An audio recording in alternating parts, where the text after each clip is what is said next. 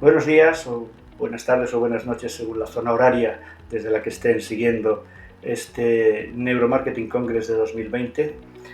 Mi agradecimiento en primer lugar a la Asociación Europea de Neuromarketing por considerar que podía charlar un ratito con ustedes y compartir algunas reflexiones que, vaya por delante, no están hechas desde dentro del sector del neuromarketing. Yo soy sociólogo, soy investigador de consumidores a través de encuestas, a través de metodologías cualitativas o etnográficas, y también he tenido responsabilidades de marketing dentro de una empresa de gran consumo, una multinacional de refrescos. Desde esta doble perspectiva voy a compartir con ustedes lo primero, una pregunta. ¿Dónde se encuadra el neuromarketing? Porque hay un abanico, casi repentinamente, de opciones de análisis del consumidor y crea una situación que en principio es compleja de entender. Vivimos un momento de expansión de las metodologías y de las tecnologías de análisis de las personas que compran y consumen. Tenemos el Big Data con el soporte del Machine Learning para análisis del rastro digital, tenemos el neuromarketing, tenemos la investigación mediante encuestas, mediante focus group, tenemos comunidades online, paneles de consumidores para encuestas, etc. Todo ese complejo entramado genera de primeras desconcierto. Desconcierto primero en los compradores de servicios de análisis del consumidor. Dese cuenta, por ponernos en sus zapatos. Los compradores de datos han visto cómo se ha diversificado la oferta y eso ha sido de manera intrigante, interesante, atractiva para ellos. Sin embargo, sus presupuestos no han aumentado como para poder abarcar nuevos ámbitos de investigación a través de estas novedades. Eso ya empieza generando una emoción negativa que es la frustración. Hay algo interesante, pero no tenemos recursos para hacerlo todo. Por otro lado, el experimentar con nuevas técnicas que no se conocen bien también genera un punto de ansiedad porque supone un riesgo. Experimentar supone un riesgo. Pero al mismo tiempo tienen la presión ambiental de tener que conocer más métodos, de estar al día en las últimas propuestas de análisis del mercado, bien sea porque está en los medios de comunicación o en los medios especializados, bien sea porque viene de las altas esferas de la empresa, o bien porque lo están viendo que lo han hecho competidores y lo están poniendo en práctica. Por el lado de los que analizamos a los consumidores, la situación tampoco está tan... no mejora mucho, digamos. Por un lado, evidentemente todos, cada uno en su especialidad, domina su parcela, pero no tenemos un conocimiento del detalle operativo de las otras disciplinas en las que nosotros no estamos inmersos. Por otro lado, al ignorar esos detalles, tendemos a minimizar el potencial de cada una de estas nuevas aportaciones o aplicaciones anteriores que simplemente no conocemos. Incluso puede haber un intento de desdeñar sus resultados y sus posibilidades. Sin embargo, por Dios, somos analistas, ¿no? Pues analicemos un poco todas esas actividades que se presentan como competidoras en algún sentido, que a veces no tomamos suficientemente en serio o que tememos. Buscar conocimiento es nuestra especialidad, la de todos los analistas de consumidores.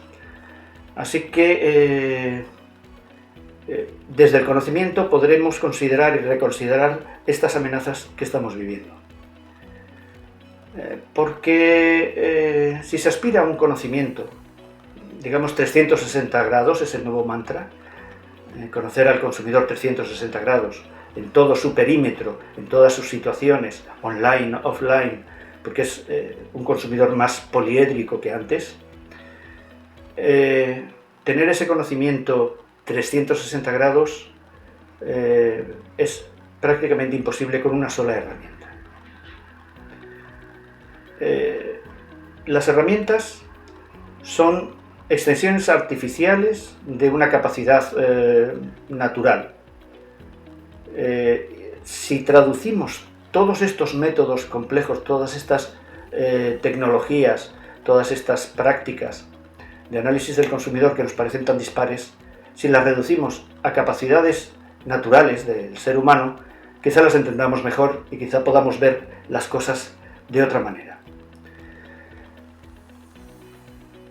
Podemos distinguir 6 capacidades naturales de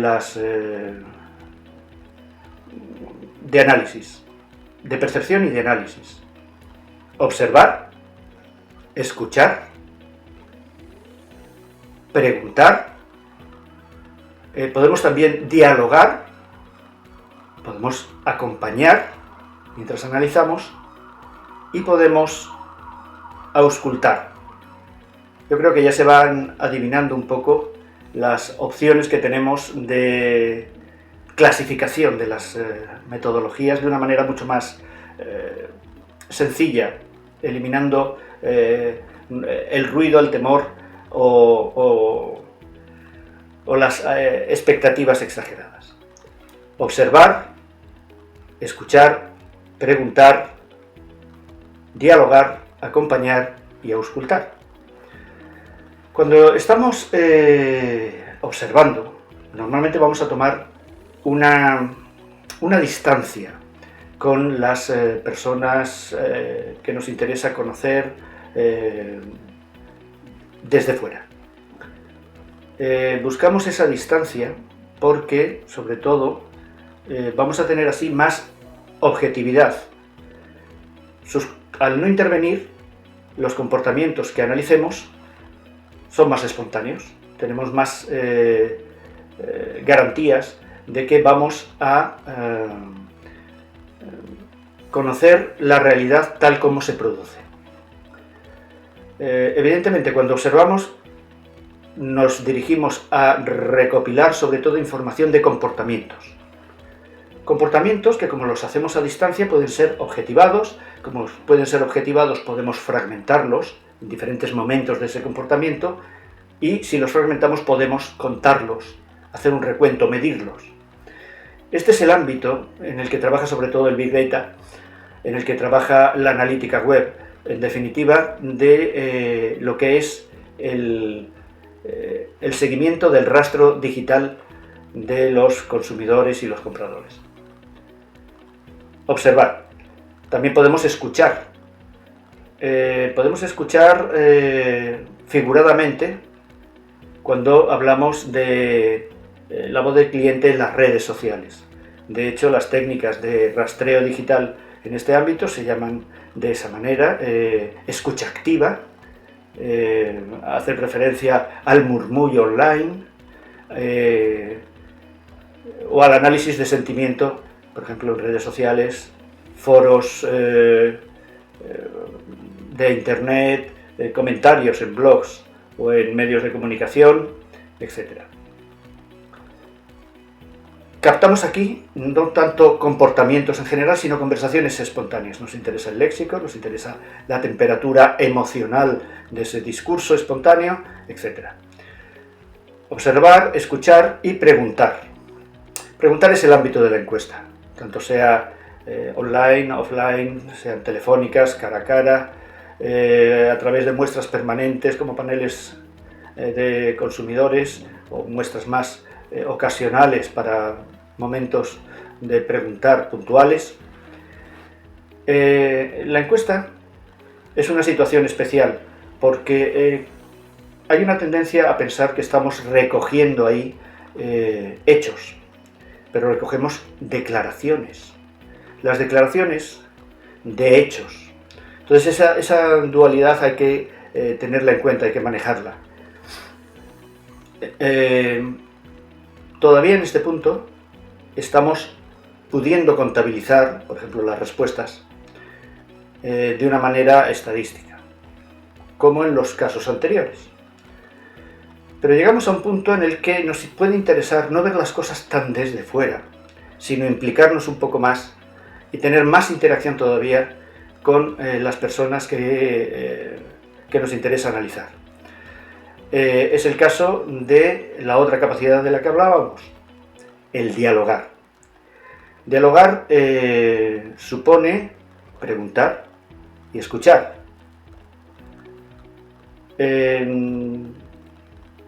Y se produce una situación de capacidad de la persona entrevistada a través de la empatía que se tiene con el entrevistador, de ir profundizando en sus respuestas, aportando matices, sugiriendo ideas nuevas, retrotrayéndose a las causas de un determinado comportamiento, transmitiendo además procesos internos, que es lo que más nos interesa de esta metodología, procesos internos que se proyectan al exterior, a veces muy conscientemente, a veces de manera inconsciente. Pero vamos teniendo una forma de acceder a esas circunstancias que he llamado procesos internos. ¿Cuáles son? Las actitudes ante la vida, las motivaciones y los frenos a, pues, por ejemplo, a la compra o al consumo de un determinado producto, las emociones que ha suscitado una determinada cuestión. Seguimos en un ámbito declarativo, pero estamos profundizando, porque hemos conectado de alguna manera con las personas que estamos analizando. El acompañamiento es un paso más. Ese diálogo lo vamos a hacer previo o durante o tras el acompañamiento a través de una situación cotidiana del consumidor. Podemos acompañarle a comprar y ir registrando todos los pequeños gestos, comportamientos y actitudes que va teniendo ante los lineales, cómo llena el carro, por qué, etc. Y luego lo podemos cotejar con estas personas. Lo podemos hacer en sus casas, acompañándoles mientras están haciendo una comida. Y de ahí vamos a ir sacando hallazgos que pueden ser incorporados a las campañas de marketing. Estamos en el punto, digamos, extremo de la interacción con la persona que se analiza. Pero bien, aquí tenemos otra cuestión más, que es la de auscultar. Auscultar, escuchar el latido, tomar el pulso. Estoy hablando, evidentemente, de capturar las reacciones somáticas espontáneas, evidentemente, mediante sensores. Es el ámbito de las neurociencias, como la encefalografía, como la respuesta galvánica cutánea, como el eye tracking, como el registro de los cambios faciales y de la expresión facial, el ámbito de este congreso. Resulta interesante ver cómo se incorpora el neuromarketing a este esquema que les había hablado de las capacidades naturales que expandimos. Porque realmente yo lo imaginaba antes en dos polos. Uno de ellos tendría la máxima distancia, ¿no? Estamos estudiando desde la máxima distancia a la persona que nos interesa conocer, buscando objetividad y buscando la espontaneidad, no intervenir. Pero por otro lado existe otro polo, que sería el de la máxima interacción, en el que vamos teniendo contacto cada vez más profundo, utilizando la empatía para reconstruir procesos internos. Así que estamos en esos dos polos y hasta aquí yo había llegado hasta que empiezo a pensar en el neuromarketing. Porque más que un continuo de línea recta, empiezo a ver ya como una herradura. Los extremos se tocan porque aparece la figura del neuromarketing, que tiene unas características un poco híbridas entre los dos extremos y no tiene sentido colocarlo en el medio. Las neurociencias miden objetivamente, científicamente, procesos internos, pero lo hacen, esa objetividad se hace en proximidad, a diferencia, por ejemplo, de las actividades de seguimiento del rastro digital. Se hace en proximidad con las personas. Al mismo tiempo, las personas analizadas están o pueden estar en un contexto de uso y de consumo. A veces próximo al laboratorio, puede ser, pero también es verdad que podemos crear unas condiciones de simulación de la realidad bastante interesantes. En este sentido, digamos que se ha cerrado de alguna manera el círculo con la incorporación del neuromarketing a las ciencias que están analizando a los consumidores. ¿Qué quiere decir esto?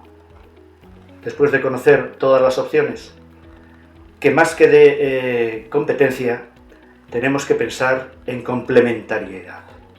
Cada una de las técnicas son complementarias de las otras, estudian desde perspectivas distintas ese consumidor que es inabarcable con una sola técnica.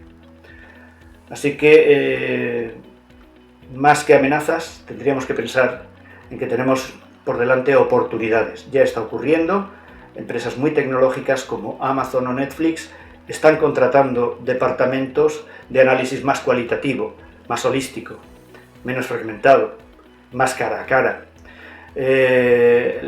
Las grandes consultoras y algunas también pequeñas de investigación de mercado están incorporando la medición de neuromarketing a la vez que siguen haciendo encuestas y a la vez que están consultando con mayor profundidad a las personas consumidoras. Bueno, yo creo que es un panorama interesante. Muchas gracias. Espero que tengamos la oportunidad de matizar lo que he podido decir, quien esté en contra que lo exprese y quien quiera comentar alguna cuestión más sobre este tema, pues que lo haga en el debate previsto. Muchas gracias por su atención.